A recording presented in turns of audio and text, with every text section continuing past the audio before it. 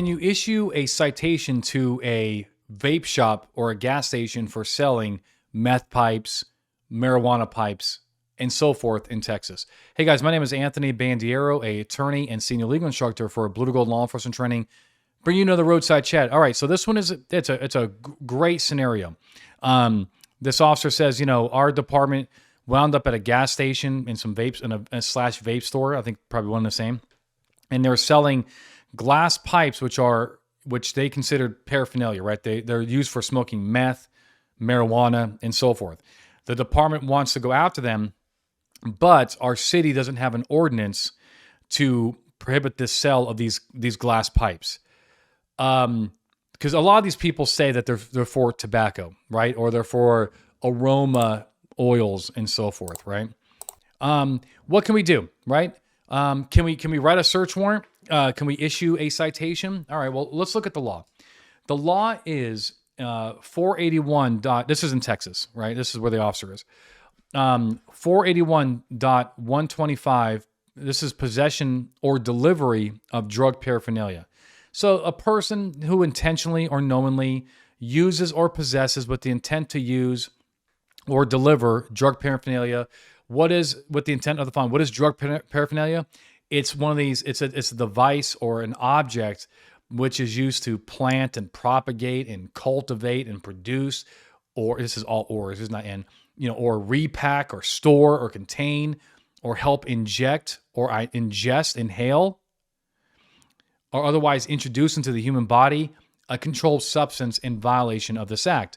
The possession of drug paraphernalia is a Class C misdemeanor in Texas, and the delivery, sale of that item is a Class A misdemeanor. So, all right, well, look, at the end of the day, let's do some ground rules here. The first thing is, what is probable cause, right? Probable cause is facts or circumstances that would lead a reasonable person to believe that a crime has been, is being, or is about to be committed. And the person charged is the person committing it. That's a basic definition. We can work with that. Also, what does it take to convict somebody in court? It's proof beyond a reasonable doubt. Okay, that's a very high burden. That essentially means that based on all the available evidence, there's no alternative that can come from the facts presented. Meaning, we're virtually certain that this person has committed that crime. Let's also talk about regulations and the city's authority to make laws. They are allowed to prohibit items. They can cities have prohibited like what? Like what have they prohibited? Like let's say what can they certain, I'm just saying, like you can't, they prohibit car sales on Sundays, stuff like that. Furs. Some cities have banned the sale of furs, right? Because for political reasons and so forth. So could a city ban a certain item like a pipe that looks like it's designed for injecting meth? The answer is most likely yes, right? So with these kind of basics in mind, if you walk into a vape store and they are selling pipes that ostensibly are for smoking narcotics, but the vape shop is like, no, these people, these are tobacco products. What is your move? I do not believe that with those facts, if all you have is they're selling a device that you, in your experience, commonly associate with illegal drug use, right? I do not believe that you should really start criminalizing the shopkeeper at this point, because you need intent, right? And if they're telling you that their intent is to sell it to, people who are consuming tobacco, then that item is not, strictly speaking, off limits, prohibited, and you can't possess it. There is no city law against possessing these pipes, right? So strictly speaking, is that object potentially lawful, right? Can it be used for a lawful purpose? And the answer is yes. I guess the argument is that with these meth pipes, and I don't buy it, by the way, okay? I'm not an idiot. But I'm just saying, from a prosecution point of view, should you really be walking, into a gas station and start jamming people up just because they're selling multicolored glass pipe that you think is going to be ultimately destined for smoking marijuana. I think you should be very careful with that. Even the meth pipe, I'm not stupid. I've never seen my friends, burn aromatics with a meth pipe. But that does not mean that we should, just start citing these people with a Class A misdemeanor because it potentially is going to be that way.